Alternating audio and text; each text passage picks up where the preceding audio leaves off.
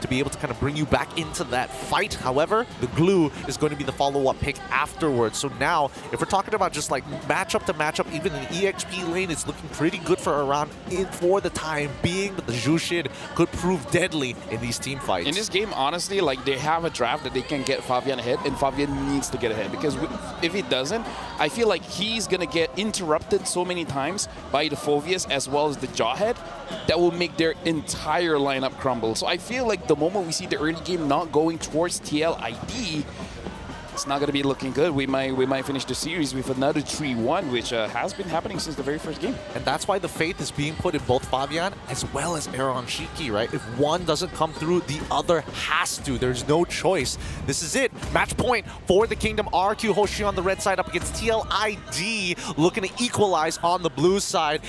Kingdom, for the real Kings of Kings to finally make their mark. The Sangha Raja are one game away from the grand finals. It's been a hot minute since we last saw them at the peak of an international event, and here in this game, they could secure just that. I love how LaFell put it, right? TLID need to find a way to grasp over this early game, because RQ Hoshi, with the composition that they have right now, has so much to say, right? This is the classic Suyo Jawhead composition in the early game that is going to be as impressive as this. Hopefully Aurora, Anya has skill, will be able to become that stopper that is required. If anything, just to put it into context, ladies and gentlemen, I think this is the most aggro lineup that RQ Hoshi has ever drafted. They are pushing forward under minute 0. You see how much they went into Fabian's jungle there? And now, Sutujin just taking over his jungle first, and then you have there's so many ways you could ragdoll the members of Team Liquid ID. And even in terms of like emblem choices, already very aggro too, right? Sutujin on the killing spree this time around. Not the same way or method that Fabian was earlier on the Suyo, and as well as Rin's. Very, very aggressive, wants to go into the front line. You can see it with the choice of his emblem as well, the Brave Smite. And look at this rotation now coming through from RQ, but Aran is still able to get out. You see that finesse movement, just forcing the flicker from Aran via smart missile, just walking up.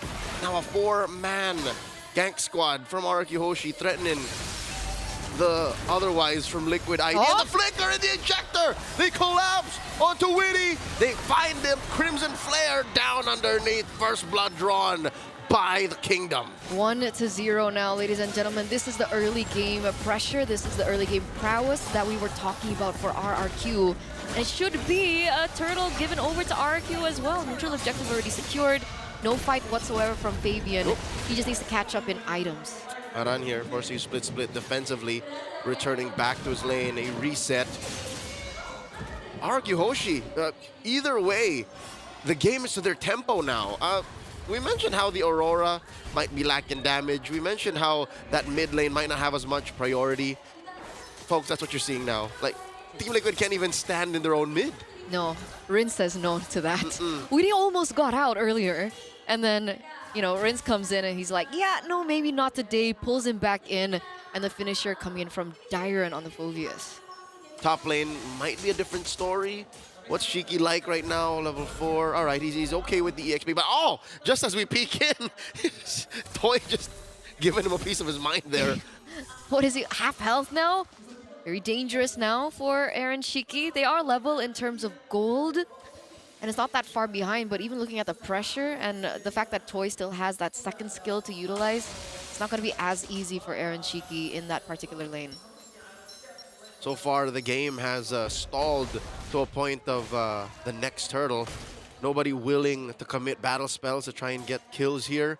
They're waiting for their cores to scale. And the jump in coming in from Witty, looking to take down Dyrennn. The rest of the Kingdom crashing through from seemingly out of nowhere. Crimson Flare coming through with 4 Rins in the grab onto Dyrennn. Aran regrets that. The Crimson Flare pulls him back. Aran gonna get taken out here. Off camera though. Toy catches Aaron Shiki with an SOD. That was a close call. But that's just how beautiful back into, you know, the bottom lane RQ Hoshi and their synergy is, right? The entire collapse after the initial pickoff coming in from Witty It was beautiful. TLID knows that Fabian is falling behind in terms of EXP, so they couldn't go for the neutral objective 50-50, considering, oh, wait a second. Dear God, Fabian pulls the trigger, but backs off, and oh, finally, Yehezkiel finishes the job, and oh, what's this? No Edok way. looking for one. The ejector in place. Smart missiles, not enough. In the tank for the Jawhead alone to finish the job. In comes Dyrennn, Zaman Force, committed here by Aaron Shiki. Down he goes, Rins gets the kill. Another falls, Witty gets taken out. So does Dyrennn, though it's a trade, 2-for-1.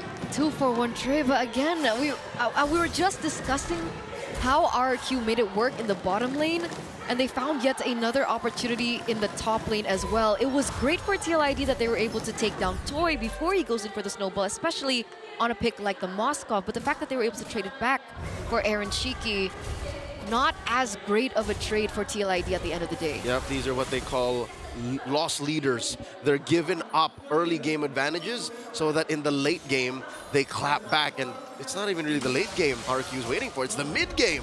They push down bottom. They're slowly clamping down on the rest of the map.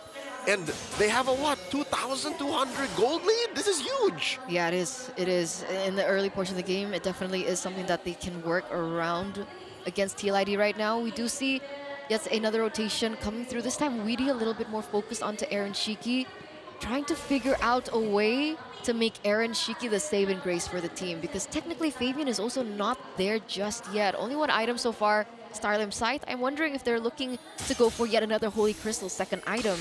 But this time they are on the back foot. Yeah, the last time they did that, they were completely running over RQ.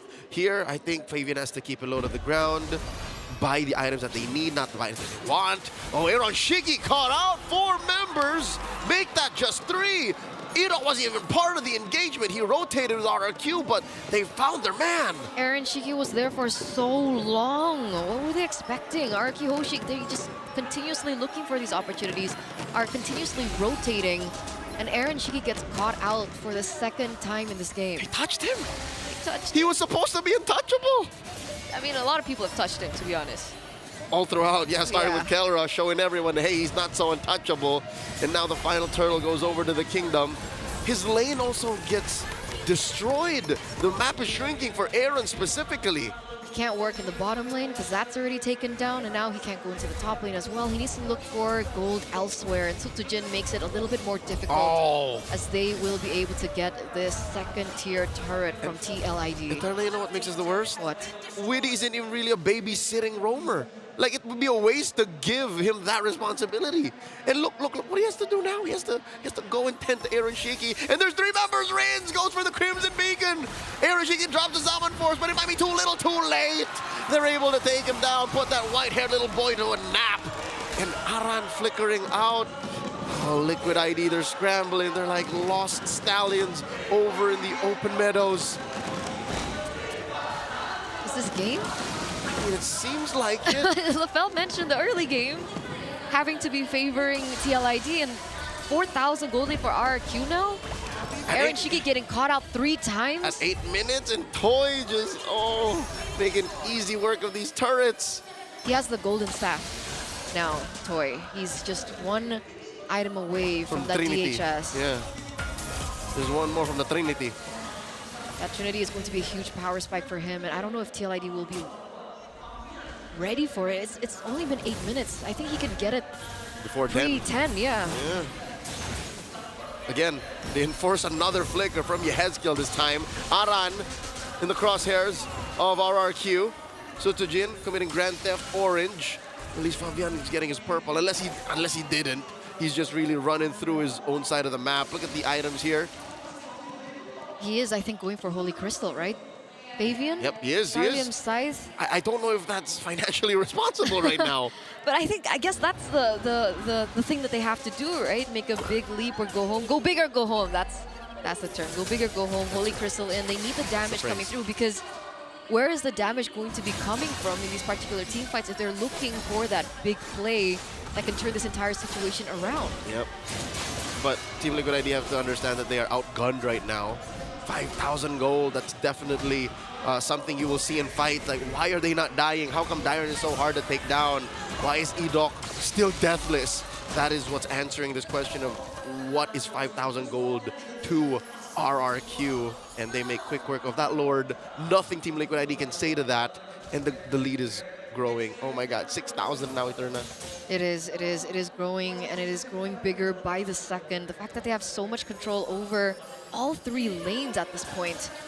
Technically, they don't have the best of clear from RQ, right? They have the Jushin, a little bit of range to work with, but as compared to someone like Yehezkiel, Yehezkiel look for a big ult against RQ Hoshi. Is that what they're waiting for? That's something that Liquid ID can hold on to hope for. They have better wave management.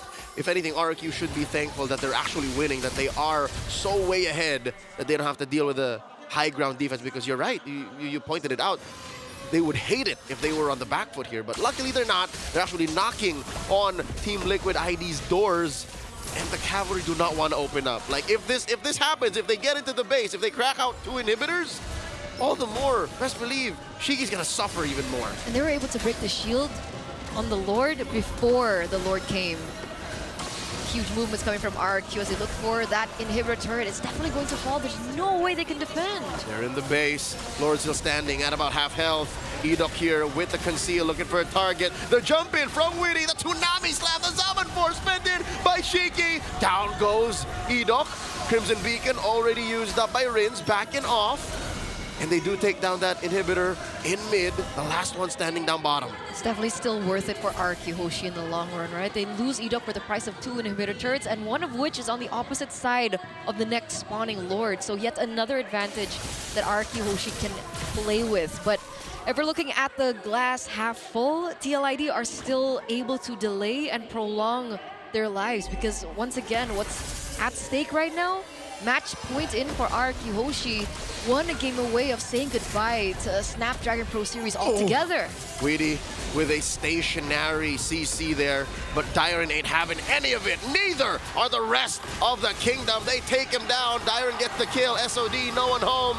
Zaman Force here committed by Shiki already. Aran falls. They're still in the base. The winner crowned by Dyrennn. Buying time, Yehezkiel falls. It's just Fabian and Shiki left to defend. RQ Hoshi at the cusp of eliminating Team Liquid ID.